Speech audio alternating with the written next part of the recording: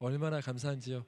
제 첫날 이곳에 모인 여러분들을 가장 존귀하신 예수님의 이름으로 축복합니다. 오늘 우리에게 본문 주신 말씀은 신명기 8장 1절로 6절인데요. 하나님 말씀을 먼저 봉독한 뒤에 주의 마음 나누도록 하겠습니다. 신명기 8장 1절로 6절 저와 여러분들이 같이 읽으시면 좋겠는데요. 성경책이 있으시죠? 내가 오늘 명하는 모든 명령을 너희는 지켜 행하라. 그리하면 너희가 살고 번성하고 여호와께서 너희의 조상들에게 맹세하신 땅에 들어가서 그것을 차지하리라. 내 하나님 여호와께서 이 40년 동안에 너를 광야 길로 인도하신 것을 기억하라. 이는 너를 낮추시며 너를 시험하사 내 마음이 어떠한지 그 명령을 지키는지 지키지 않는지 알려 하심이라. 너를 낮추시며 너를 줄이게 하시며 또 너로 알지 못하며 내 조상들도 알지 못하던 만나를 내게 먹이신 것은 사람이 떡으로만 사는 것이 아니요 여호와 입에서 나오는 모든 말씀으로 사는 줄을 내가 알게 하려 하심이니라. 이 40년 동안에 내 의복이 헤어지지 아니하였고 내 발이 부르트지 아니하였느니라. 너는 사람이 그 아들을 징계한 같이 내 하나님 여호와께서 너를 징계하신 줄 마음에 생각하고 내 하나님 여호와의 명령을 지켜 그를 행하며 그를 경외할지니라. 아멘. 여러분, 이 광야라는 말 들으시면 좀 어렵지 않습니까? 마음이 아유, 제 첫날부터 무슨 광야야 하면서 좀 그럴 수 있을 것 같다는 생각이 듭니다. 하지만 여러분, 그 광야라는 것은 예배자로 세워지는 곳입니다. 여러분 예배자이시죠? 하나님께서 우리를 양육할 때 크게 네 가지 우리가 단어를 기억해야 됩니다. 은혜, 광야, 예배, 성교. 이 네 개의 단어가 굉장히 중요하고 연관성이 있습니다. 그러니까 은혜를 아는 사람만이 예배를 드릴 수가 있습니다. 예배에 성공하는 사람이 선교사가 될 수 있습니다. 즉 선교라는 것은 뭐냐면은 예배자가 없는 곳에 가서 예배자를 세우는 것이 선교의 최종 골인 겁니다. 그런데 만약에 예배자로 훈련받지 않았다면 우리가 어떻게 선교를 갈 수 있을까요? 선교의 방법으로 여러 가지 할 수 있겠지만 예배자로 세울 수 없다면은 선교의 전략 가운데 실패한 것일 것입니다. 그래서 은혜가 없는 예배는 결국 율법적인 예배가 되고 예배가 없는 선교는 죽은 선교가 되는 것입니다. 좀 이해가 되시죠? 그런데 은혜와 예배 사이에 우리가 은혜로 구원받은 사람이 바로 예배자로 되면 참 좋겠는데 물론 예배자로 바로 서겠죠. 그러나 하나님이 기뻐하는 예배자로 서기 위해서는 은혜와 예배자 사이에 필요한 것이 뭐냐면 광야라고 합니다. 광야가 있어야 온전한 예배자가 되는 거예요. 자, 그러면 우리가 짧게 사실 이게 책 한 권 분량이거든요. 광야 훈련학교 296페이지 분량을 1시간 안에 해야 하잖아요. 그래서 여러분들에게 가장 또 중요한 것만 주님 감동 주신 것만 나누도록 할게요. 은혜라는 것은 뭐냐면은 자격 없는 자에게 자격을 주는 것을 은혜라고 합니다. 하나님이 우리를 사랑하는 방식이 바로 뭐냐? 은혜라는 단어입니다. 은혜라는 단어는 방향으로 치면 위에서 아래로 오는 것을 은혜라고 합니다. 오늘 찬양처럼 참 감동이 있었는데 우리 창조주 하나님이신 예수님이 모든 존귀와 영광을 버리고 이 땅 가운데 내려오셨습니다. 내려오셨는데 제가 생각하기에는 이해할 수 없는 방법으로 오셨습니다. 한 여인의 몸에 잉태되었어요. 창조주가 피조물의 몸에 잉태되었다는 것은 수치스러운 일입니다. 조롱받을 만한 일입니다. 창조주가 무슨 피조물의 몸에 잉태돼? 이해할 수가 없네. 이왕이면 좀 폼나게 올 수 있잖아요.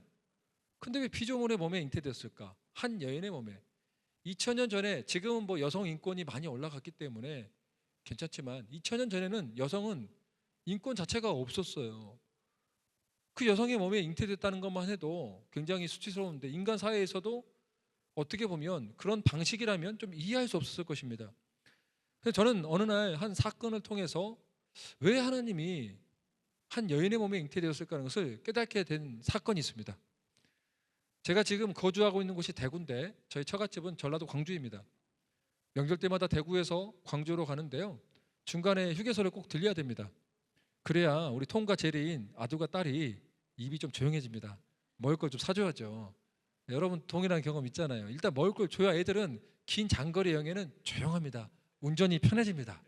먹을 걸 안 주면 일단 짜증이 내요. 애들부터 막 뒤에서 먹기로 재워야 돼요. 먹을 걸 먹으려고 이제 딱 휴게소에 내려서 걸어가고 있는데 기분 좋은 날인데 뒤에서 막 쌍욕 소리가 들리는 거예요. 왜 이렇게 아저씨가 화를 내면 있을까라고 봤더니 아저씨 뭐 어떤 소리가 들리는 거예요. 욕을 하다가 아저씨. 그 아저씨가 보니까 나네요. 왜냐면 아저씨가 없어요 주변에. 왜요? 물어봤더니 이 아저씨가 막 욕을 하면서 자식 교육 똑바로 안 시키냐고 그런 거예요. 왜 그러세요? 그랬더니 당신 딸이 주차장에서 문을 열다가 내 차를 뭉코겠다는 거예요. 와, 차를 봤더니 진짜 비싼 차인 거예요. 외제차에. 전 나중에 그 차가 그런 차인지 몰랐어요. 벤츠 S클래스 막 그런 차. 여러분 그 잘 모르시죠? 여러분은 그 차를 본 적이 없으니까. 저도 몰랐어요. 그렇게 그 비싼 차인지. 굉장히 비싼 차래요. 그 차를 뭉고 가는 순간 입장을 바꿔놓으면 얼마나 화가 나겠어요. 내 비싼 차를 아이가 문을 열고 탁 뭉콕을 했으면 일단 수리가 필요하면 수리비가 들어갈 것이고 시간이 들어가요. 그렇죠? 시간이 들어가고 그 차를 이용하지 못할 수 있는 그 시간 때문에 짜증이 날 수 있을 거예요. 그러니까 온통 욕을 해댔던 거죠. 일단 어떻게 합니까? 저희 딸이 잘못한 거는 분명하잖아요. 딸을 데리고 갔습니다. 딸을 데리고 아저씨 앞에서 얼른 사과를 하고 딸 앞에서 계속 욕을 할 것 같으니까 아내한테 딸을 데리고 먼저 휴게소 안에 들어가 있으라고 했습니다. 그리고 났더니 욕을 그냥 실컷 퍼붓더라고요. 자, 어떻게 했을까요? 어떻게 하긴요, 엎드려야지. 일단 우리 딸이 잘못했는데 계속 잘못했습니다라고 미안합니다, 화 푸세요라고 했는데 이 사람이 화를 안 풀어요. 명함도 줬거든요. 저는 뭐 선교회 대표로 있고 제가 보험 처리 다 해드리겠습니다. 사장님 얼마나 화가 나겠습니까? 저 같아도 화가 날 것 같아요. 용서해 주십시오, 용서해 주십시오라고 계속 엎드렸어요. 한 5분 10분 됐을까요? 굉장히 길게 욕을 먹었어요. 그랬더니 이분이 막 욕을 하다가 갑자기 이제 웃어요. 막 웃더니 일단 뭐 내가 잘못했으니까 고개 숙이고 막 사장님 왜 그러세요 했더니 사장님이 어떻게 이 사람아 이걸로 보험 처리해, 돈을 어떻게 받아, 그냥 가 그러더라고요. 욕을 하지 말던가. 엄청 욕해놓고 그냥 가래요. 그래서 욕값인가? 그런데 여러분 그거 있잖아요. 그렇게 욕을 먹으면 기분이 좋아요 안 좋아요? 안 좋죠. 쌍욕이었단 말이에요. 저는 옛날 같으면 가만 안 있어요. 그런데 전혀 부끄럽지 않고 수치스럽지도 않고 괜찮았어요. 왜 그랬을까요? 제가 저희 딸을 너무 사랑하니까요. 내가 욕을 먹더라도 우리 딸은 욕 먹으면 안 돼. 내 딸이 수치스러우면 안 돼. 내가 수치를 받으면 돼. 차라리 그 잘못에 대한 책임을 내가 지면 돼요. 여러분 그게 무슨 말이냐면 사랑이 있는 사람만이 수치를 이길 수 있어요. 진짜 사랑이 많은 사람만이 조롱을 이겨낼 수 있어요. 저는 비로소 조금 이제 알게 돼요. 우리 주님의 사랑에 대해서. 주님은 왜 수치스러운 방식으로 이 땅 가운데 오셨냐면 저와 여러분을 사랑하기 때문이에요. 사랑의 단어를 저는 지금도 잘 모르겠어요. 너무나 큰 단어라 지금도 알아가고 있어요. 근데 우리 예수님의 방식이 또 특이합니다. 마국간에서 태어나셨어요. 마국간, 그 비천한 곳, 냄새나는 곳. 그 이유는 저는 30년 전에 술 주정뱅이였어요. 제 동생을 잃고 소망이 없어서 제가 토해놓은 토사물에 뒹굴면서 오물 냄새가 나는, 냄새나는 그런 사람이었단 말이에요. 사람들도 손가락질하고 친척들마저도 포기하고 불쌍하다, 안 됐다 하지만 어떻게 손을 쓸 수 없는 그런 냄새나는 사람이 됐음에도 불구하고 우리 주님은 저를 포기하지 않으셨어요. 여러분을 포기하지 않으셨어요. 우리 사회에서 너네들은 냄새나는 놈들이야, 야 너희들 거룩하지 않아, 중독자들아, 나는 너희와 달라. 우리 가정에서도 버림받고 사회에서도 버림받고 국가에서도 버림받는 그 사람들마저도 우리 예수님은 품어주시기 위해서 마국간에 태어나신 거예요. 태어나서 2년 동안이 가장 중요한데 우리 예수님은 2년 동안 애굽의 피난민으로 사셨어요. 아이의 정서 발달의 가장 중요한 시기가 2살까지인데 우리 예수님은 특이하게도 2년 동안 피난민의 압박 속에서 사셨어요. 그리고 30년 동안 나사렛 빈민촌에서 우리 인생의 희노애락을 보시며 사셨어요. 참 특이해요. 우리는 예수님 믿으면 주님이 오셨는데 영광스러운 왕의 모습으로 오셔야 되는데 수치스러운 모습으로 오셨고, 가장 천한 곳으로 오셨고, 그것도 이해가 안 되는데 당장 우리의 문제가 얼마나 많아요. 여러분들 얼굴 보니까 막 얼굴에 근심, 걱정, 염려 다 써져 있는데, 여기 보니까 어두워서 그런가요? 잘 안 보이는데 다 염려 덩어리들이 막 뭉쳐 있는 것 같아요. 지금 막 내 지금 관계 문제, 주님 저 여자만 주시면 내가 모든 거 할 수 있을 것 같은데, 주님 저 남자만 주시면 다 모든 거 할 수 있을 것 같은데, 뭐 그런 분들 있잖아요. 제 이야기예요. 22년 전에 제 이야기, 25년 전에. 또 어떤 사람은 지금 당장 돈이 있어야 되는데 우리 집이 벼락거지가 됐단 말이에요. 집이 사야 되는데 집을 못 사서 벼락거지가 됐다는 말을 들은데, 집을 왜 안 주시나요? 직장은요? 근데 학교는요? 우리는 막 그렇게 외치고 막 예수님을 찬양하고, 여기서도 막 찬양하고 기뻐하고 춤추고 있는데 속으로는 돈 막 이러고 있고, 속으로는 관계 그러고, 저 등짝 스매싱 날려버리고 우리 남편이 돌아오게 해주세요 막 그렇게 예배드리고 있는 거예요. 근데 우리 예수님은 그런 거에 전혀 응답하지 않으신 것 같아요. 그냥 30년 동안 뭐 하시냐면 그런 우리들과 함께 하시는 거예요. 그냥 함께 하시는 거예요. 왜 그러셨을까요? 주님이 함께 하는 이유는 여러분 사랑하시기 때문에. 사랑하는 사람에게 가장 필요한 것이 무엇인지를 알고 있어요.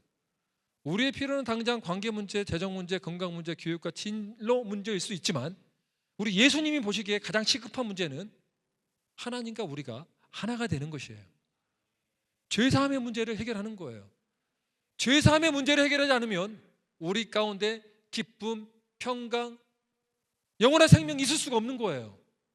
영원히 다람쥐 쳇바퀴 같은 삶 가운데서 죄의 저주에서 벗어날 수 없는 뿐만 아니라, 한 번 죽는 것은 정해진 운명인데 죽은 뒤에 심판이 있는데 그 영원한 형벌을 받아야 될 우리의 존재가 얼마나 비참했는지 예수님은 그 모든 것을 아시면서 묵묵히 그냥 걸어가셨어요. 그리고 우리의 희노애락을 다하는 긍휼이 많으신, 우리 인생의 모든 것들을 채울하신 분이에요. 머리 누울 곳도 없으셨어요. 여러분 먹고 입고 마시고의 문제가 얼마나 힘든 건지도 우리 예수님은 다 알고 계세요. 그러면서도 우리의 문제를 바로 풀어주지 않고 오직 십자가의 길을 걸어가셨어요. 공생의 시간에는 많은 사람들이 놀랬죠. 여기서 만약 제가 여기서 안진병이가 일으키게 하면 사람 어떨까요? 저한테 다 올려 하겠습니다. 와, 지원호 선생님 능력의 종이다. 와, 안진병이가 일어나네. 눈이 떠지네. 병든 자가 낫는다고. 제 어깨뽕이 좀 올라가겠죠. 사람들 이리 오라고. 근데 우리 예수님은 그러지 않으셨어요. 그 사람들이 이제는 너무 좋아서, 야, 능력의 메시아가 왔다. 로마의 압제에서 해방해줄 우리의 진짜 메시아, 하나님의 서민인 이스라엘 백성 가운데도 드디어 우리가 세상 가운데 높임받을 날이 왔구나라고 좋아했는데, 예수님은 십자가만 이야기하세요. 십자가 길을 가는 거예요. 좁은 길의 길만 가는 거예요. 왜요? 그것이 우리에게 영원한 쉼과 안식, 진짜 필요를 채워줄 수 있는 유일한 길이기 때문이에요.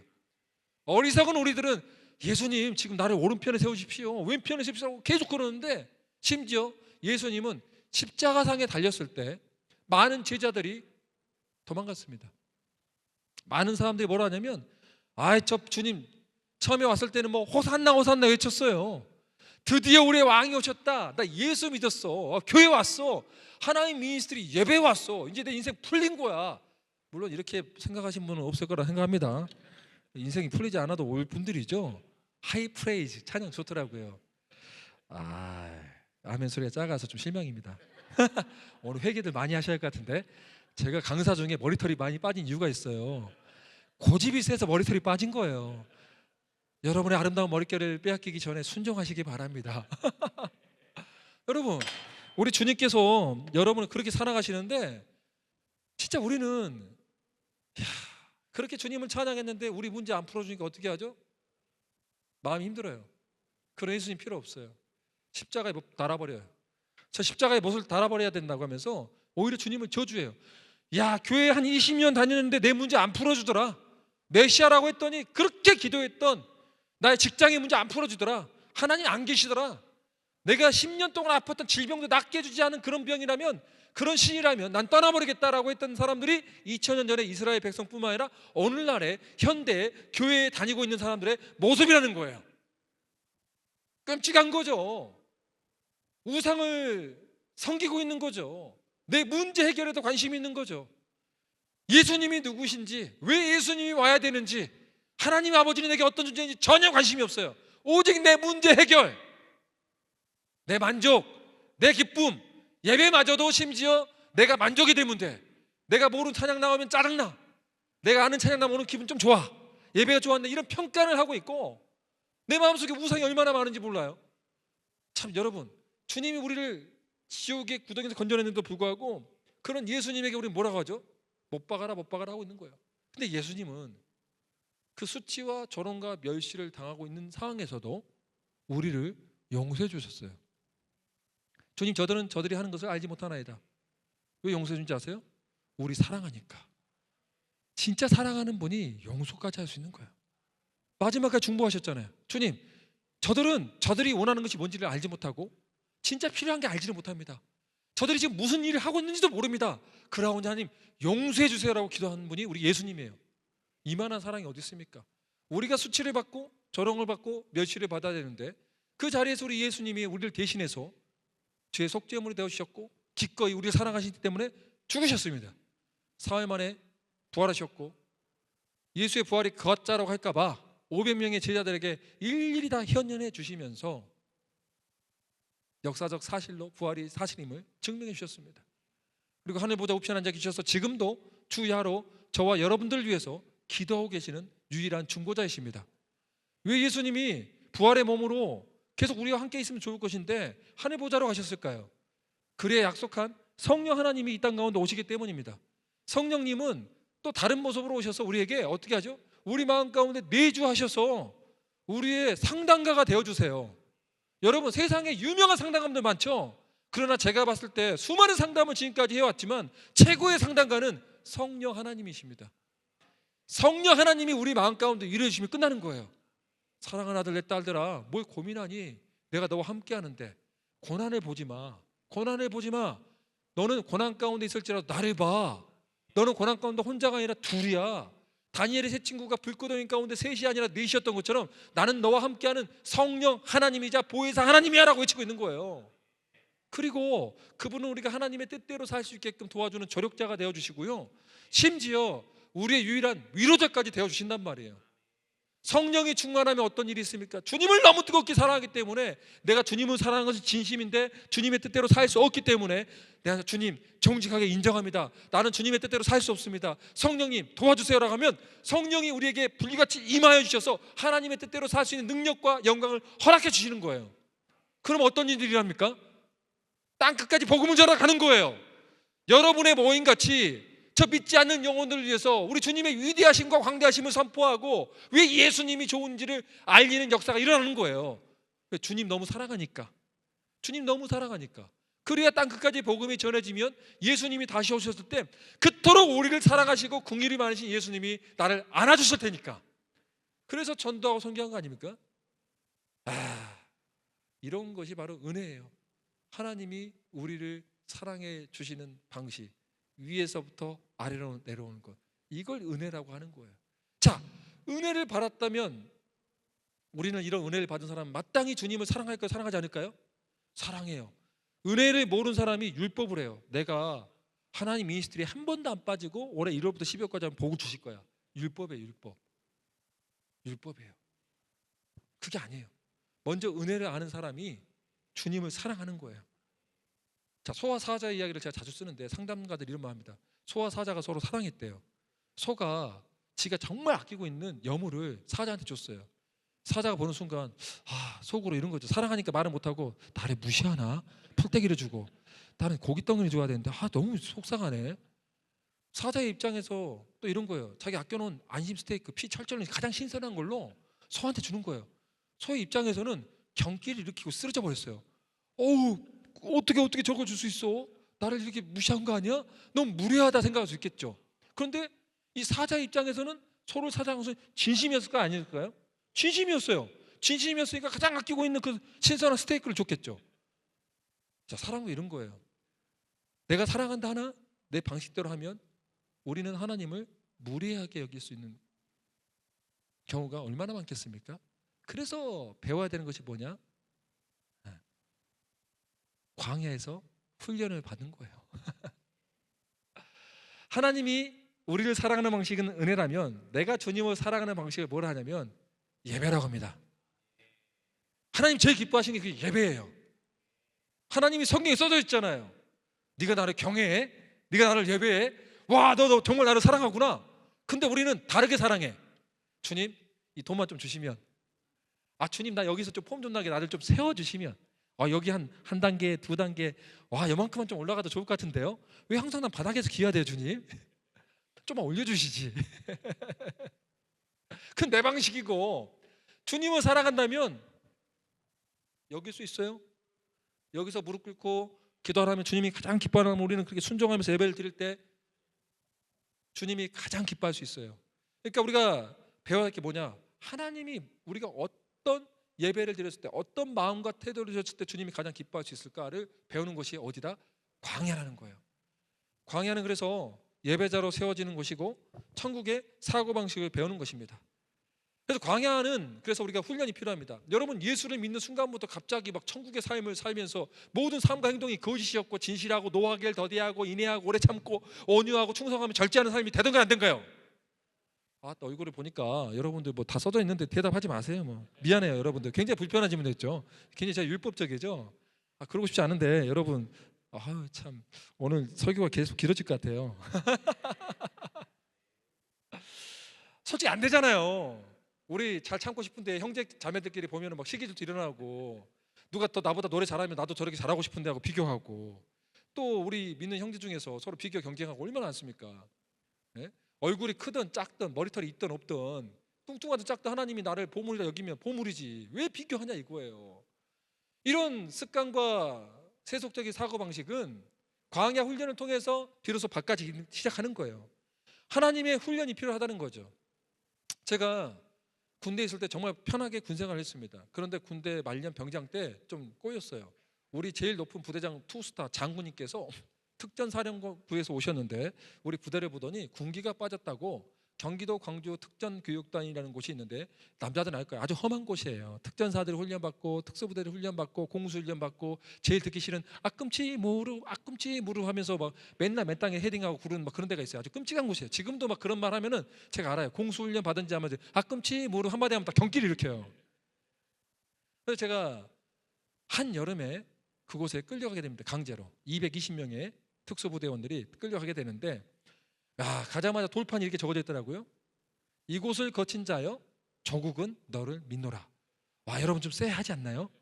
왜 믿어주지? 도대체 우리 부대에서 한 번도 본 적이 없는 문구인데, 이곳을 거친 자여 조국은 너를 믿노라.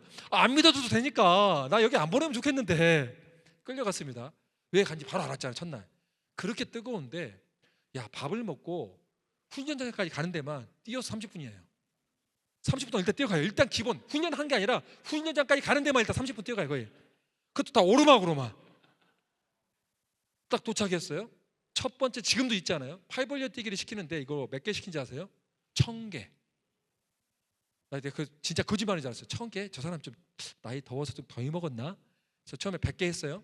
200개 했어요. 다 절도 있게 했어요. 막 진짜 각 잡고. 그래서 육군 짬밥이 있는데 병장인데, 와 300개, 400개, 500개 넘어간 순간부터 공포심이 들리고 오시. 진짜 1000개 할란가 보다. 500개부터 500일, 500이 공포심이 밀려오기 시작하더니 600, 700, 800부터는 다 호랑나비 춤추고 있는 거예요. 막 애들이 얼마나 힘들던지 이렇게 하고 있는데, 에이 하고 있어요. 막 침 흘리고 있고 얼굴에 소금기가 하얘요. 너무 더우면 소금기가 얼굴에 하얗게 되거든요. 한여름이었단 말이에요. 뭐 하얗게 있는데 마지막 999하고 1000 외쳐야 돼요? 외치지 말아야 돼요? 군대에서 군대 안 간 여러분도 알잖아요. 외치지 말아야죠. 근데 어떤 몇 명이 멘탈이 나갔어. 진짜 1000 외쳤어요. 그러면 어떻게 되죠 여러분? 다시 해야죠. 근데 곱하기 2예요. 그럼 몇 개죠? 2000개. 오전 내내 영화가 끝났어요. 영화 하다가. 그리고 또 낙하산까지 메고 있단 말이에요. 예비 낙하산. 또 뛰어요. 근데 물을 주니까 어떻게 주냐면, 물을 퍼마시면 탈수증이 오니까 쪽바가지 떠서 막 뿌리거든요. 그러면 뛰다가 그 뿌리는 장면에 입을 벌리고 마셔야 돼요. 제가 입을 벌리고 마셨는데 잘못 마셨어요. 콧구멍으로 물이 들어가는 바람에 이걸 못 마시면 또 한참을 뛰어야 돼요. 1시간 이상. 어떻게 했을까요? 이성을 잃어갖고 그 자리에 흙탕물이 있었는데 막 훔쳐 먹었어요. 진짜 맛있었어요. 그때는 구타가 있어서 막 맞았는데, 때려라 죽여라 마음대로 해라. 물 먹고 또 뛰었어요. 근데 첫날 20명이 쓰러졌어요. 실려가고 그 다음날 또 20명이 쓰러졌어요. 셋째 날 또 20명이 쓰러졌어요. 그런데 그냥 툭툭 모래사장에 던지더라고요. 그걸 보면서 여기는 진짜 지옥의 현장이 다름없다. 왜 이곳을 거친 자의 조국 너를 믿는 알 것 같다. 미치겠다 미치겠다. 처음에 동료들이 불쌍했는데 3일 지나고 나니까 내가 불쌍한 거예요. 왜 나는 안 쓰러질까? 거기 구급차가 있거든요. 뛰는데 구급차가 항상 있어요. 왜냐하면 그만큼 많이 실려가니까요. 구급차를 보는데 구급차 안이 천국같이 보이는 거예요, 제 눈에. 그래서 구급차가 제 앞에 가고 있는 게 보이는데 뛰다가 제가 쓰러지면 구급차를 놓칠 수 있잖아요. 그래서 얄팍한 생각에 구급차를 앞질 때까지 최선을 다해서 뛰어가서 구급차 앞에서 연기하고 쓰러져야지. 그리고 침을 좀 흘려야지 하고 침 좀 묻혀놓고 열심히 다해서 한번 묻히고 쓰러졌어요. 어떻게 됐을까요? 교관들이 저를 보더니 비 오는 날 먼지나게 때리더라고요. 가짜가 한 거죠. 또 엉엉 울다가 일어나서 울면서 뛰었어요. 모든 훈련을 마쳤는데 제가 어떤 사람이 됐냐면 부대에 왔는데 아침에 8km 구보를 하고 저녁에 누가 시키지 않았는데 혼자서 안 뛰면 미칠 것 같은 거예요. 몸이 막 근지근지하는 거예요. 저녁 되면 또 뛰는 거예요. 와, 제가 놀랐어요. 훈련은 여러분 쉬운 게 없어요. 훈련은 좀 사실 고통스러워요. 훈련은 고통스러워요. 그런데 고통 뒤에는 뭐가 있냐면 영광이 있어요. 우리 기독교는 마찬가지예요. 십자가는 고통만 보면 우리는 못 견뎌요. 정신병 걸릴 거예요. 십자가 뒤에는 뭐가 있냐면 영광이 있어요. 광야 뒤에는 가나안이 있어요. 우리 주님은 우리를 그저 그런 인생으로 부르지 않으셨어요. 그래서 우리 주님이 이런 광야 훈련학교를 통해서 뭘 하냐면 이곳을 거친 자여 나는 너를 믿노라. 광야를 거친 자여 하나님은 너를 믿노라. 이렇게 좀 너무 나갔나요? 저는 그렇게 책을 썼습니다. 광야를 거쳤는데 주님이 믿어주겠죠. 광야에서 특별히 오늘 성경 말씀에 보면 참 눈여겨봐야 될 말씀들이 있는데요. 광야를 우리를 훈련시켰을 때 우리 주님께서 주신 말씀 중에 특별하게 2절에 보면 내 하나님 여호와께서 이 40년 동안에 내가 광야길을 걷게 하신 것을 기억하라. 이는 너를 낮추시며 낮추신대요. 광야를 걷게 하신 이유는 우리가 너무 교만하대요. 여전히 하나님의 백성, 구원받는 백성임에도 불구하고 육적인 생각으로 살아간대요. 그래서 우리 주님께서 우리에게 원하신 것은 천국의 사고방식을 배우는 걸 원하시는데 우린 너무 세속적이라서 고집이 세요. 애들이 조금 하는데 이거 안 나고 꽉 쥐면 이제 뭐 손만 너무 사는데 안 놓고 꽉 잡고 있는 그런 우리 얼마나 어리석은 아이들이 많은지 몰라요. 저도 그랬다는 거예요. 제가 한 가지 예로 제가 구원을 받고 나서 우리 주님이 저를 어디로 인도하셨냐면 구원을 딱 받는 순간 우리 주님이 저를 캐나다로 보내버렸어요. 캐나다로 보낸 이유가 뭘까 생각을 해봤는데 이해가 안 됐어요. 제가 제일 못한 게 공부 중에 영어입니다. 다른 공부 다 자신 있어요. 제가 좀 우리 집에서는 좀 놀림을 받는데 학력이 좀 짧아요. 무슨 말인지 놀라지 마세요. 전교 1등까지 했는데 배울 게 없다라고 때려쳐버리고 검정고시 봤기 때문에 사자성어나 이런 게 약해요. 그래서 항상 우리 집에서 문학 이야기하면 제가 제일 좀 낮은데 그래도 뭐 자존감이 있어요. 내가 공부를 안 해서 그러지. 전문대 가서 토목과에서 자격증 제일 먼저 따고 200명 중에 1등하고 장학금 내내 받고 다니고 또 법대 편입해서 수석을 했어요. 2학기 만에. 별로 반응이 없는데 제가 공부를 안 했을 뿐이지 하면 다 수석이라고요. 그렇게 했다고요. 사법고시 뭐 문제 없어요. 하겠지 뭐. 30살까지 안 되면 경찰 되겠지. 그런데 주님이 너는 그 길이 아니다. 나의 길이라고 따라가는데 첫 번째 장소가 캐나다. 와, 근데 내가 제일 못한 게 뭐냐면 영어는 안 돼. 영어는. 그래서 순종을 했잖아요. 순종하면 어떻겠죠? 은혜가 넘칠 줄 알고 갔어요. 은혜가 넘친데 제가 생각했던 은혜의 방식이 아닌 다른 하나님의 은혜의 방식이 펼쳐지기 시작한 거예요. 저는 막 순종하니까 영어가 너무 잘 되고 막 천재적으로 누가 꿈에서 배웠던 것처럼 나도 영어를 너무 잘하는 천재가 될 줄 알았어요. 아니 영어 능력은 그대로예요. 안 돼요. 그래서 그 토론 시간 되면 옛날 제가 했던 말이 있어요. I'm very afraid of discussion. 이게 뭐냐면 나는 토론이 무서워요. Keep going. 그냥 계속 하세요. Without me. 나를 제외하고. 그러면 우리 백인 전도사님들이 저한테 영어 이름이 조셉이었는데 조셉 눈을 부라리면서 조셉 눈을 그렇게 좀 아이 컨택 안 하고 싶은데 why? 그러면서 제가 물어봐요. Do you know Jesus Christ? 이게 무슨 말이냐면 저를 배려해 준다고 영어를 천천히 말하는 거예요. 그게 저를 2번 죽였죠. 나 듣기는 되거든요. 듣기는 되는데 이게 안 되는 거지. 와, 얼마나 자존심이 무너지는지. IQ가 한 150 된 놈이 한 80 떨어진 것 같았고요. 그리고 채플 예배 시간만 되면 눈물이 나요. 서러워서. 그런데 우리 또 동역자들이나 백인 전도사님들은 조셉은 하나님의 사람이야, 항상 눈물을 흘리는 예배자야, 속으로 놀고 있는 자식들아, 나 맨날 괴로워 죽겠어, 화장실도 울고. 남들은 신대원, 우리 박사도 3년 하신 분 계시는데 신학 석사를 3, 4년 하면 될 것을, 목회학 석사 3, 4년 하면 될 것을 나는 7년 4개월을 7년 4개월 머리털 다 빠질 때까지. 그런데요, 제가 영어 설교를 하는데 얼마나 못하겠습니까? 영어 설교를 하는데 한 일주일 동안 공부를 진짜 열심히 했겠죠. 애워서 해야 되고, 설교를 잘하는 사람은 눈과 눈이 마주쳐야 된단 말이에요. 종이를 읽고 있으면 안 돼요. 아이 컨택 점수가 따로 있고, 발음 점수가 따로 있고, 인스퍼레이션, 영감의 점수가 따로 있는데, 야, 너무 제가 봐도 완벽한 설교 준비를 했어요. 설교 준비를 하면서 제가 스스로 뿌듯했어요. 와, 너무 좋다 했더니 그날 밤에 주님께서 저를 칭찬해 준 것 같았어요. 마치 아들아, 너 정말 대단하다. 그럼요 주님, 내가 누구입니까? 내가 주의 종 아니겠습니까? 주를 위해서 헌신, 주를 위해 영광, 하나님께 영광, 영광의 종 아니겠습니까? 이러고 했는데 갑자기 그 다음에 쎄한 음성이 들린 거예요. 요한 1서 3장 10절로 16절의 말씀이 아니라 골로새서 2장 6절로 7절의 말씀을 하면 어떠겠니? 이 말씀이 딱 잔잔하게 들려오는 것 같은데, 제가 그때 반응이 어땠냐면, 마귀의 소리다. 나사렛 예수 그리스도 명하노니 마귀야 떠나가라 떠나가라 떠나가라 했어요. 근데 안 떠나가고 주님이 임재하실 때 느끼는 평안함이 있잖아요. 이건 평안함이에요, 마귀가 아니에요. 근데 우리가 이럴 때는 어떻게 돼요? 하나님의 뜻과 내 뜻이 같았을 때는 너무 행복하잖아요. 막 모든 세상을 다 가진 기분 같지 않아요, 여러분? 그런데 하나님의 뜻이 내 뜻과 달라. 그럼 여러분 어떠죠? 요나가 되고 싶어. 요나가 돼서는 눈을 감아버렸어요. 잤어요. 그냥 자버렸어요. 요나처럼 자면 안 들리게 자버렸어요. 계속 잤어요. 아침에 눈을 떴어요. 가정예배 시간이 됐어요. 저희 어머님이 오더니 심각한 얼굴로 이런 말씀하세요. 저희 어머님 선교사님이, 현호야, 어젯밤에 밤새 기도하는데 하나님이 너한테 이 말씀을 주래. 와, 순간 뭔가 이상해요. 잠깐만요 심호흡을 한번 보여주세요 했더니 골로새서 2장 6절로 7절 말씀은 너 보여주래. 할렐루야. 자기 일 아니라고 막 할렐루야 하네.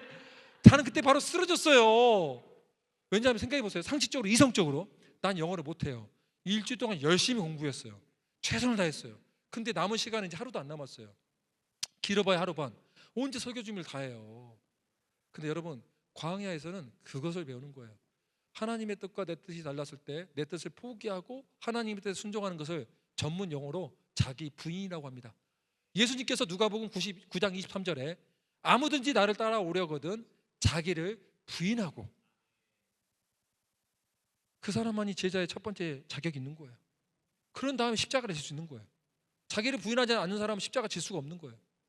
그래서 순종을 했습니다. 이제 어떻게 해요? 근데 순종하면 놀라운 일이 일어납니다.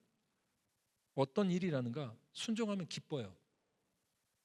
여러분 생각으로 재고 있으면 하나님이 예비하신 기쁨과 평강과 축복을 누릴 수가 없어요. 그러니까 광야에서는 이걸 알아셔야 돼요. 내 입장에서는 너무 불편해. 이 자리가 너무 불편하고 짜증이나. 왜 하나님, 내가 다른 거 다 잘할 수 있는데 이것만 시키지 마지 왜 이러세요? 영광의 종 아닙니까? 설교할 때 주님 점수도 안 떨어지고 유창하게 영어 블라블라블라 하면서 Hey, let me introduce myself 하면서 막 영어 좀 잘할 수도 있잖아요. 주님께서는 아니라는 거예요.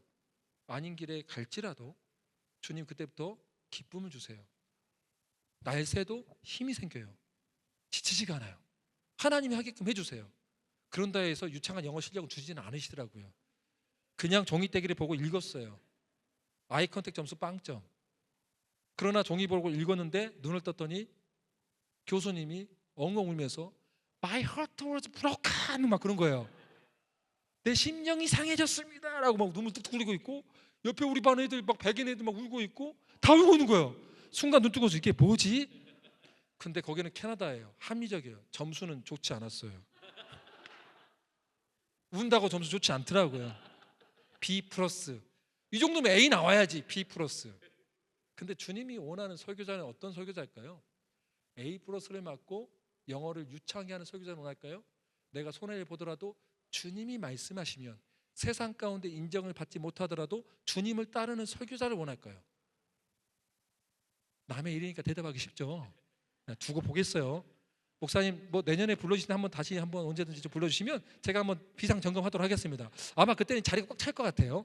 꽉 찰 것 같을 때 저를 기억하시는가 모르겠어요. 그때는 저 모른 척 하지 마시고 여기 분명히 하나님 다 채울 거예요. 여러분 이와 같이 우리가 주님의 뜻을 너무 제한한 경우 얼마나 많은지 몰라요. 이 이야기 수도 없이 많아요. 또 한 가지 예를 들어볼까요? 여러분은 또 전도의 또 달인이잖아요. 저도 그래요. 저는 정말 전도여행 가서도 진짜 하나님의 뜻을 많이 경험한 적이 있어요. 어떤 일이냐면 우리 제주 단기 선교를 우리 청년들이 한 120명이 갔는데 제가 기도를 많이 했어요. 그때 원래 안 가려고 했는데 저희 어머님이 먼저 단기 선교 비용을 다 내놓으셨어요. 왜 사고를 치셔갖고 리펀드 안 된다는데 그냥 갈 수밖에 없었어요. 근데 갔더니 명단에 와 제가 짝사랑하는 자매가 있는 거예요. 이 자매가 가니까 이 자매를 좀 지켜주고 싶었어요. 주변에 늑대 같은 인간들이 너무나 많아서 좀 지켜주고 싶었는데 나중에 알고 봤더니 그 늑대들이 저를 보고 진짜 제일 질이 안 좋은 애라고 그랬다고 하더라고요. 서로. 하여튼 뭐 그 자매 때문에 좀 가서 좀 기분이 좋았는데 열심히 뭐 도수체도 이렇게 우리 율동도 하고 밖에 나가서 막 뭐 피켓도 돌고 그러잖아요. 연습을 열심히 했는데 열심히 하니까 우리 후배 자매님들이 와서 저한테 오빠 너무 잘한다고 그런 거예요. 제가 그랬죠. 너희들이 아닌데. 진짜 내 이놈의 인기는 너희들 아닌데. 근데 너무 창피한 거예요. 어떻게 전도여행 가는데 한 자매 때문에 가고 그럴 수 있겠습니까? 그래서 기도했어요. 4박 5일 동안만 저 좀 써주세요라고. 하나님께 진짜 간절히 기도했어요. 지금 저는 술도 마시고 담배도 피지만 시킨 대로 다 할게요. 그랬더니 갑자기 선교여행의 방법이 다 바뀌었어요. 2인 1조로 무전 거지 전도여행을 시킨 거예요. 그게 뭐냐면 진짜 무서운 전도여행인데 돈 하나도 갖고 가면 안 돼요. 물통 하나만 들고 가서 하나님은 살아계시다고 하나님 음성만 듣고 전도하라는 거예요. 근데 제 파트너가 하필이면 찬양을 정말 잘하는 거룩한 청년이었어요. 여러분도 눈빛이 이해가 안 되는 눈빛 같은데 거룩하지 않는 사람은 거룩한 사람 보면 불편해요. 굉장히 불편해요. 근데 거룩한 사람도 이런 사람 보면 좀 짱같이 보면 서로 불편해요. 근데 다행히 제가 형이었어요. 형이어서 너 따라와 임마 하면서 따라가는데 서로 뭐 얼굴이 별로 안 좋지 인상도 안 좋고 어색하고 서로 기분이 별로 안 좋은데 그래도 제가 주님께 약속한 게 있으니까 제주 7월 얼마나 덥습니까? 습하고 그 길거리에서 뭐 여리고성 돌기 하면서 뭐 어느 한 구역을 7바퀴 돌아서 7바퀴 돌고 땅바닥에 무릎 꿇고 주님이 땅을 주십시오라고 간절히 둘이 기도했어요. 기도했더니 어떤 아저씨가 오더니 혹시 형제님들 예수 믿는 사람들입니까? 라고 우리한테 물어보길래 예 맞습니다 했더니 이분들이 뭐라 하냐면 와 하나님이 당신들한테 고생한다고 이거 갖다 주라 했다고 물하고 콜라를 막 주는 거예요. 야 그때는 뭐 거룩한 청년이든 뭐 불량한 청년이든 둘이 껴안고 하나님 살아계시다고 막 춤추면서 우리 하나님 살아계시다고 내가 더 기도 많이 했다고 네가 더 많이 했냐 내가 더 했지 하면서 그때도 자기 영광을 가르치고 있는 하나님 영광 가르치는 못된 놈들인데 그래도 하나님 살아계시니까 얼마나 기뻐요. 밥도 얻어먹고 또 기도하고 있는데요 저 멀리쯤에 딱 봐도 깡패예요. 문신 있는 깡패가 딱 걸어오고 있는 거예요. 저 멀리서 딱 걸어오고 있는 옆에는 딱 술집 아가씨예요. 제가 어떻게 하냐면 당구장에서 제가 검정고시 보기 전까지 당구장에서 매일 살았거든요. 당구가 제가 4구 300점을 치거든요. 뭐 잘 모르시구나 여기. 하여튼 뭐 굉장한 실력자입니다. 예, 실력자인데 뭐 알 필요는 없습니다. 하여튼 뭐 고수인데 거기에 보면 노름하고 노는 사람들이 다 깡패들이거든요. 그 사람 특징 보니까 옷차림이 똑같은 사람이었던 거예요. 딱 오는데 기도하는데 주님 저 영혼입니까 하니까 알지 못하는 마음속에 충동이 생긴 거예요. 가야겠다 가야겠다 가야겠다. 이 옆에 파트너한테 물어봤어요. 야 우리 저 친구 전도하자 했더니 형 갑자기 얼굴이 심각해지더니 형은 술도 마시고 담배도 피잖아. 그래서 무슨 말 하는데 밑밥을 딱 깔아놓고 저한테 하나님 음성을 잘못 들은 것 같아. 우리 주님이 인격적이셔. 저분은 아니야. 그래서 야 다시 한 번만 기도해보자. 다시 한 번 또 기도했는데 마음속에 표현할 수 없지만 안 가면 안 될 것 같은 그런 감동이 있었어요. 갔어요. 이 친구는 오지 말라고 갔는데 그분 앞에 제가 제 인생에 있어서 깡패와 불량 청소년은 저는 왜 검사가 되고 싶었냐면 사회의 이익형 인력들 도움이 안 되는 공동체에 민폐를 끼친 사람들은 다 감옥에 넣어야 된다고 생각을 했어요. 그래서 제가 검사가 되고 싶었거든요. 안 되면 경찰이 되고 싶은 이유도 공동체 위해를 가는 사람들 다 집어넣고 싶었어요. 그리고 청소년들은 일단 안 되면 두드러 패고 이제 감옥에 좀 집어넣고 아니면 교화소 집어넣고 이게 제 목적이었단 말이에요. 삶에. 왜 공동체에 피해를 주면 안 되지. 왜 저렇게 모나게 행동해. 지금은 그렇지 않습니다. 그때 그랬다는 그때 여러분 오해하지 마세요. 25년 전에 저의 사악한 모습인데 지금은 그렇지 않아요. 사랑해요 우리 청소년들. 근데 이제 그때 그러고 나서 가는데 이분한테 깡패 앞에 섰을 때 옛날 같으면 뭐 죽기 다기로 싸웠을 건데 일단 선교여행 가면 주님의 뜻에 순종하기로 결단했잖아요. 맞으면 맞으리라 생각했어요. 저는 원래 맞지 않는 스타일이거든요. 같이 너 죽고 나 죽자인데 딱 눈을 감고 이야기했어요. 안녕하십니까? 저는 어디 교회에서 온 지원호 형제라고 합니다. 전라도 광주에서 왔습니다 했더니 이 깡패가 뭐라 하냐면 뭐라고라 우리 전라도 고향 사람이네 하면서 막 굉장히 따뜻하게 맞이해 준 거예요. 근데 그때 우리 목사님이 눈높이 전도를 가르쳐 주셨는데 전도 대상자가 나보다 키가 작으면 그를 존중하는 의미로 반 무릎을 꿇고 기도하라 했어요. 제가 형제님에서 기도해 줄게요 했더니 뭐라고라 하여튼 좋은 거니까 해주시오 막 이런 식으로 말했겠어요. 그래서 제가 반 무릎을 꿇고 그를 존대하는 마음으로 기도해 줬어요. 뭐라고 기도한지 모르는데 한 가지 불쌍한 마음이 들었어요. 아, 이 사람이 불쌍하다. 깡패가 생전 처음 든 생각이에요. 깡패가 불쌍하다는 생각 들어본 적이 없거든요. 불쌍함을 느껴지고 막 눈물이 나는 거예요. 눈을 떴는데 이 깡패도 울고 있는 거예요. 그 옆에 그 깡패 여자친구분은 그 검정색 국물을 막 흘리면서 있잖아요. 마스카라가 막 흘리면서 있는데 와 얼마나 눈물을 참지 못하면 막 검정 국물 떨어지니까 귀신도 아닌데 막 진짜 진짜 깜짝 놀랐어요. 하여튼 뭐 여자는 다 그럴 수 있구나 하고 처음 알았는데 어쨌든 그리고 나서 일어나서 이분들이 그런 거예요. 이제 우리 고향 사람 앞으로 어떻게 하면 좋습니까? 가까운 교회 가시라고 했어요. 깜짝 놀랐죠. 두 번째로 제주대학교 갔더니 이제는 방학 때 그 당시에 이제 50cc 오토바이 중에 하나 텍트라는 작은 오토바이가 있어요. 오토바이를 이제 중학생들이 타고 있는데 뭐 빠라바라바 하면서 막 이렇게 머리를 E자로 파고 그 당시에 뭐 이렇게 염색하고 있는 이상한 애들이 있었는데 그 중2 애들이 얼마나 무섭습니까? 북한도 중2 애들 때문에 못 온다는 그런 소문이 있잖아요. 그 우리 집에 쌓아놓은 개가 있습니다. 무서운 게 우리 집에 중2가 있어요. 붙여놓으면 다 일단 피한다고. 근데 그 중2 애들이 거기에 다 있는 거예요. 막 한 명이 짱인 것 같은데 벤치에 앉아 담배를 막 피우고 있는 거예요. 그래서 아니 내가 보기엔 예수님이 제일 근심이 많아요. 지가 왜 근심이 많아? 담배를 푹 피우고 있고. 옛날 같으면 제가 보기에 저도 킥복싱도 했고 유도도 했기 때문에 그런 애들은 교화를 시키면 된단 말이에요. 그러나 우리 주님의 방법은 그게 아니잖아요. 순전했는데 가서 또 기도했더니 저 영혼들에게 전도하라는 감동 오신 거예요. 그랬더니 제 옆에 있는 파트너가 이런 거예요. 뭐라냐면 형님 아까는 어쩔 수 없었지만 우리 주님 어째 그런다요. 저 친구들은 진짜 위험한데 막 그런 거예요. 그래 따라오더라고요. 가서 그 친구한테 이야기하니까 말도 안 들어요. 막 담배 피우고 있고 오토바이 몰고 있는데 뭐야 막 이렇게 인상을 쓰고 있는데 옛날 같으면 그냥 한번 날려주고 싶은데 주님의 뜻에 순종하는 마음으로 벤치에 앉아있는 그 아이 앞에 반 무릎을 꿇고 자갈밭에 무릎을 꿇고 손을 잡고 기도해 줬어요. 아저씨가 기도해 줄게. 기도해 줬는데 또 그냥 막 눈물이 나는 거예요. 이 애가 좀 불쌍한 거예요. 왜 그런지 모르겠는데 눈물이 나는 거예요. 정말 불쌍한 거예요. 눈물을 흘리고 나서 기도해 주고 눈을 떴더니 얘가 엉엉 울진 않고 눈물을 뚝뚝뚝 흘리고 있는데 막 참고 있었어요. 아저씨 나 앞으로 어떻게 하면 좋아요 하면서 야 울려면 확 울어버리지. 눈물 뚝뚝 흘리면서 뭐라 하냐면 아저씨 나 앞으로 어떻게 해야 돼요? 할 때 가까운 교회가 너 인생의 주인이 있어 바로 예수님이야 라고 하면서 이야기해 줬더니 그 옆에 있는 깡패 그 친구들 같은데 일진 무리 같은데 다 조용해지더라고요. 저는 그 사건을 통해서 한 가지 깨달은 게 있습니다. 저는 깡패든 그 일진들은 감옥에 넣어야 한다고 생각했는데 우리 주님의 방법은 달랐어요. 성령께서 감동 주시면 우리의 생각으로 이성과 경험으로 제한하면 안 돼요. 주님이 가란 곳에 순종하잖아요. 그럼 어떤 역사가 있는지 아세요? 여러분 마음 가운데 긍휼의 마음이 부어져요. 그 영혼이 불쌍하고 불쌍해지는 거예요. 그리고 그들과 함께하는 마음이 생기는 거예요. 처음부터 생기는 거 아니에요. 순종하는 자리에서 생기는 거예요. 그거를 광야에서 배운다는 것입니다. 믿습니까? 전 여러분들이 그렇게 되기를 원합니다. 우리를 낮추시는 이유는 여기 있는 거죠. 또 3절에 보면 너를 낮추시며 너를 줄이게 하시며 또 너를 알지 못하며 내 조상들로 알지 못하던 만나를 내게 먹이신 것은 사람이 떡으로만 사는 것이 아니요 여호와의 입에서 나오는 모든 말씀으로 사는 줄을 내게 알게 하려 하십니다. 여러분 광야에서는 먹고 입고 마시고 문제 힘듭니다. 여기 재정적으로 힘든 분들 있죠. 얼굴들이 보니까 많네요.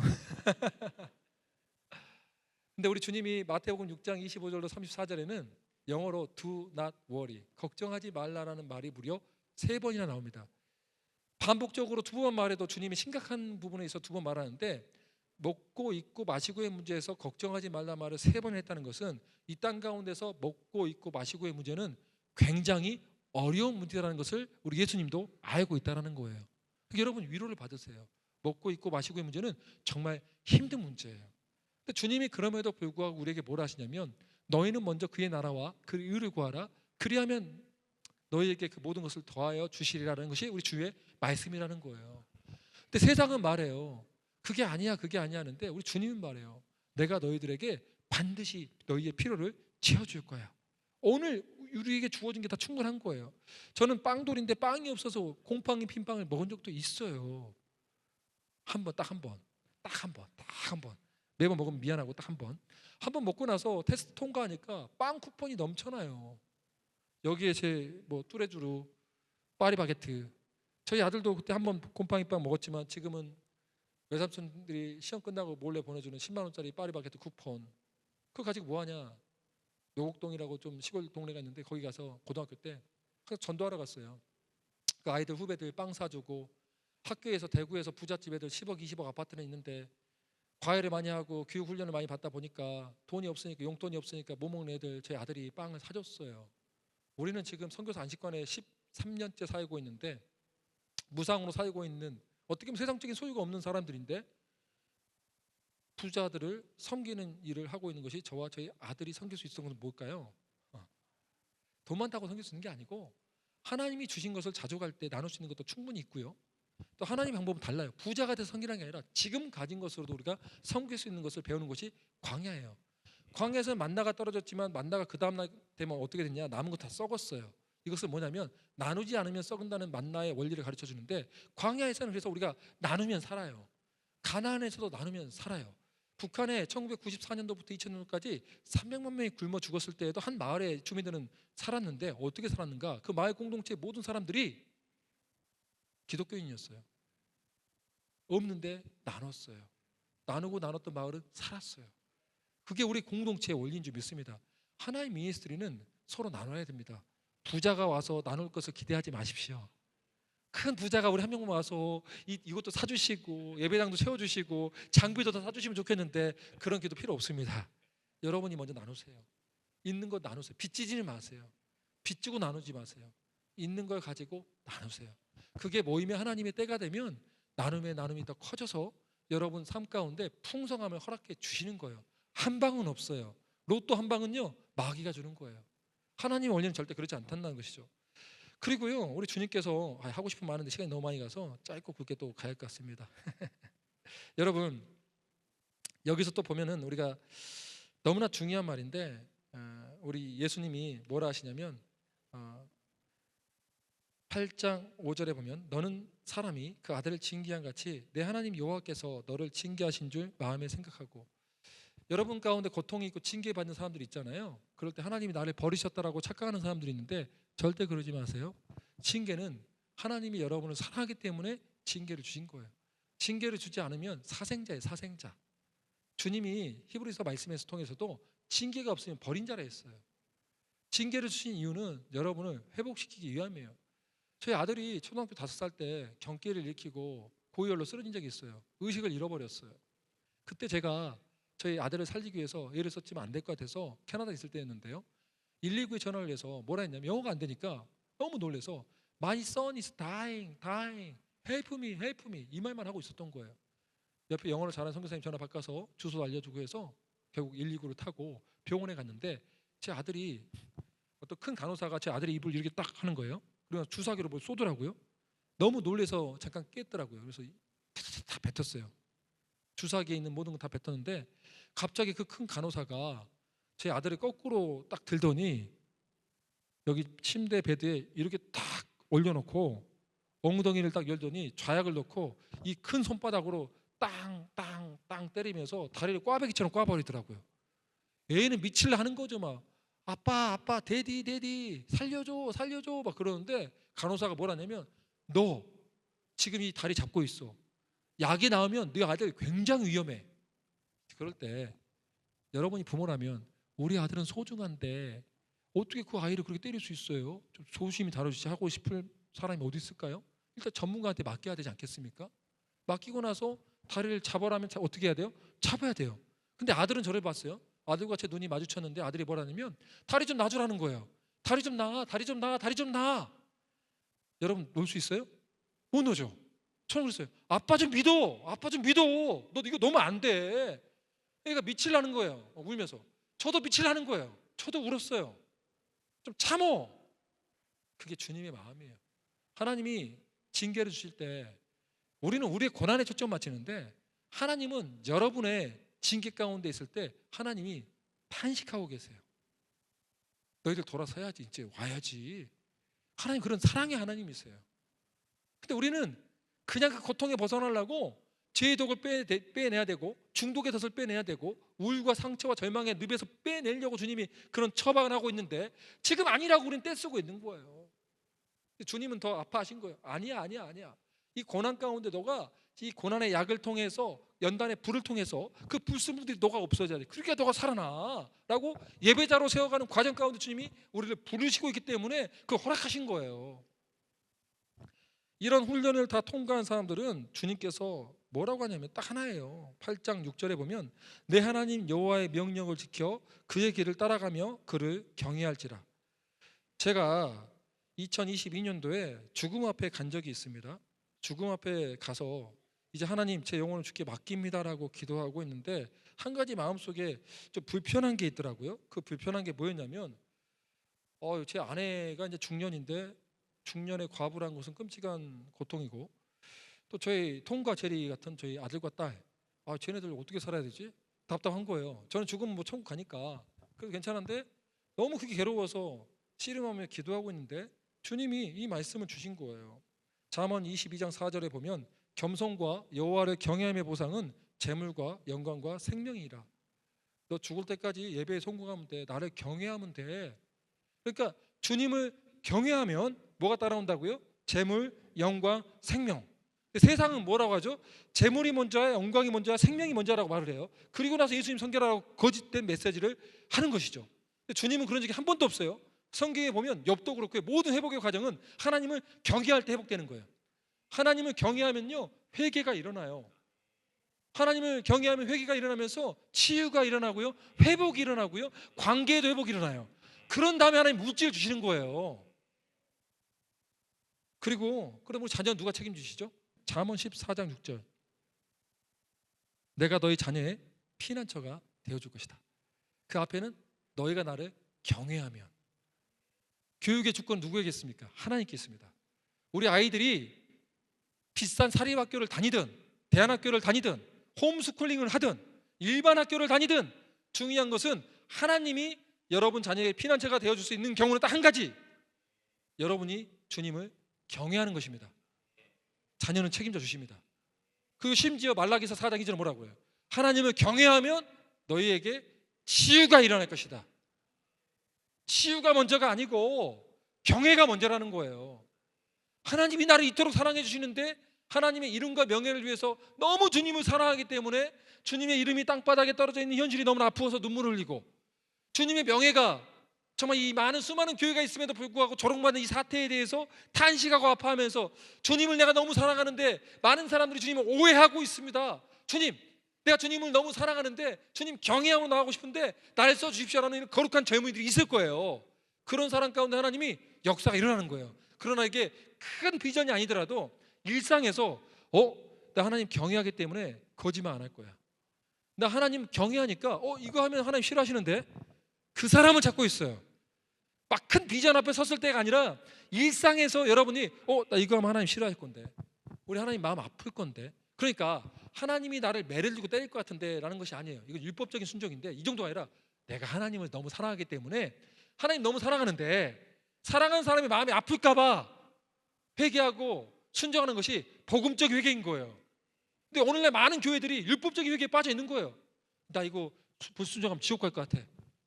주님이 너무 속상해 하세요. 여러분 정말 사랑해 보세요. 오늘 제가 여러분의 하나님 미니스트의 주호 목사님과 사모님 보니까 정말 사랑하시더라고요. 서로 괜히 부부끼리 밥 먹어가고 제가 좀 곤란해졌는데 내가 좀 밀려갖고 좀 많이 밀렸어요. 기세에 많이 밀렸고 사랑에 밀렸고 그런데 자 주호 목사님이 사모님 앞에서 뭐 어떤 죄를 졌잖아요. 그럼 주호 목사님 같으면 분명히 이런 분이에요. 내가 죄 져서 아내한테 혼날까봐 등짝 스매시 맞을까봐 사과할 뿐 아니에요. 아내가 아프기 때문에 미안해서 아파할 뿐이에요. 내가 사랑하는 사람의 마음을 아프게 했다. 내 죄 때문에 내 사랑하는 사람이 눈물을 흘렸다. 그것 때문에 우실 뿐일 거예요. 그게 진짜 회개예요. 우리 주님이 원하는 회개는 그거예요. 모든 영광을 버리고 이 땅 가운데 왔는데 우리가 회개할 때 주님 나는 지금도 솔직히 예배드릴 때 돈 하고 있습니다. 내 기쁨을 위해서 노래하고 있었습니다. 주님의 이름과 명예와 주님께서 비천한 인생 가운데 기억해 준 것도 감사한데, 나를 선하신 하나님이 인도해 주신 것도 감사하면 노래하기는커녕 은혜는 다 잊어버리고 나의 결핍만 바라보면서 주님 이거는 이거는 언제 주십니까? 라고. 주님 얼마나 마음 아프셨어요. 죄송해요 주님. 그 큰 나의 주가 되시고 왕이 되시고 비천 자를 기억한 것뿐 아니라 내 인생을 다 책임져 주실 분이 계시는데 내가 너무나 고집이 센 목이 뻣뻣한 백성이었습니다. 하나님을 경외하지도 않고 순종하지 않는 돌 같은 마음이 믿음이 아니라 하나님 고집 센 나의 백성임을 이 시간 고백하오니 나를 용서하소서. 이런 고백이 진짜 회개라는 거예요. 저는 여러분들이 기도할 때 말씀을 정리하도록 하겠습니다. 광야는 은혜를 받은 사람이 예배자로 세워지는 곳이 광야예요. 평생 광야만 있으면 불쌍해요. 우리는 평생 광야에 있을 인간들이 아니에요. 예배자가 되면 뭐 해야 되죠? 전도하고 선교하면서 그것에 잃어버린 영혼들을 우리는 어떻게 제자 훈련시키죠? 양육해야 되죠? 또 예배자로 세우는 거예요. 예배자를 세워서 그들을 또 파송하는 거예요. 하나님 미니스트리 정말 잘하고 있더라고요. 세워서 파송했잖아요. 그냥 파송하지 않았잖아요. 보내지 않았잖아요. 예배자로 세웠잖아요. 선교예요. 선교. 하나님 제일 기뻐하는 선교가 그거예요. 예배자를 만들어서 그 사람을 파송하는 것, 그곳에 그 사람이 가서 또 잃어버린 영혼들을 끌어모아서 광야를 통과하고 홍해를 건너서 예배자로 세워가는 여정, 그들의 지도자가 되는 것, 영적인 전쟁을 칠 수 있는 사람이 되는 것, 그게 하나님이 기뻐하는 선교 여정이에요. 근데 광야만 계속 있다? 그 고집이 세기 때문에. 주님도 여러분 끔찍한 다람쥐 씹바퀴 같은 광야에 여러분 있기를 원하지 않으세요. 사랑하는 우리 하나님 미니스트리 정기예배에 오신 모든 우리 성도님들, 저는 여러분들 제 머리로는 제가 오늘 주님의 사랑을 다 표현하지 못해서 참 미안해요. 우리 주님 참 선하신 분이에요. 우리 주님 참 오래 참으신 분이에요. 여러분이 돌아오기를 원하세요. 너 올해는 나만 좀 원하면 안 되겠니? 너 거룩한 성전이잖아. 네 마음 가운데 좀 예수로 충만하면 안 되겠니? 그걸 꿈꾸면 안 되겠니? 그 예수 충만의 비밀, 성령 충만의 비밀, 너로 인해서 너희들이 자기 일을 부인했을 때 누릴 수 있는 예비된 십자가 길의 영광. 십자가 길을 가는데 막 기뻐. 바울과 실라가 전도하다가 감옥에 갔는데 무슨 찬송을 해. 야고보서 5장 13절에 보면 너희 중에 고난당하는 자가 있느냐? 그는 기도할 것이요. 즐거워하는 자가 있느냐? 그는 찬송할지라 했는데, 아니 찬송을 해. 뭐 감옥에 있는데 뭐가 즐겁다고 찬송을 할까요? 그들의 형편과 상황 가운데 그들은 고난에 초점을 맞추지 않았습니다. 우리와 함께 하시는 나를 사랑하는 그 주님께 초점을 맞췄기 때문에 어떤 상황과 환경 가운데서도 주님을 노래할 수 있었던 거예요. 그 빼앗길 수 없는 기쁨, 빼앗길 수 없는 십자가의 영광. 이제는 우리가 눈이 열려서요, 전 여러분 비전이 있습니다. 여러분들 이 자리가 가득 찬 것보다 중요한 게 주의 영광이 가득 차는 거예요. 여러분 먼저 예수로 충만하는 거예요. 야, 저 사람들은 뭐냐? 하나님 미니스트리 뭐냐 도대체? 저 인간들 뭐야? 왜 달라? 하나님 왜 저렇게 경외해? 가진 거 아무것도 없더라. 미사육 하나도 없더라. 장비도 없더라. 인프라도 없더라. 근데 왜 저들은 달라? 왜 얼굴에 기쁨이 있어? 왜 얼굴에 감사가 있어? 왜 얼굴에 평강이 있어? 왜 주님만을 노래해? 왜 전도회, 선교회, 왜 꺼지지 않는 성령의 불이 있는 단체가 여기 아니겠습니까? 이제 우리 기도할 때 정신 기도합시다. 혹시나 그러지 않는다면 우리 결단한 마음으로, 하나님 내 안에 정말 성령의 불이 임하여서 내 욕구를 채워주지 마시고 회개할 수 있는 시간이 되게 하소서. 주님이 나를 사랑하기 때문에 나의 일상과 과거가 하나님이 아프게 했던 그 모든 것들을 이 시간 목놓아 탄식하며 애통하며 기도하기 원하오니 우리를 불쌍히 여겨 주시옵소서. 긍휼을 베풀어 주시옵소서. 주여 한번 해주고 기도합니다. 주여, 주님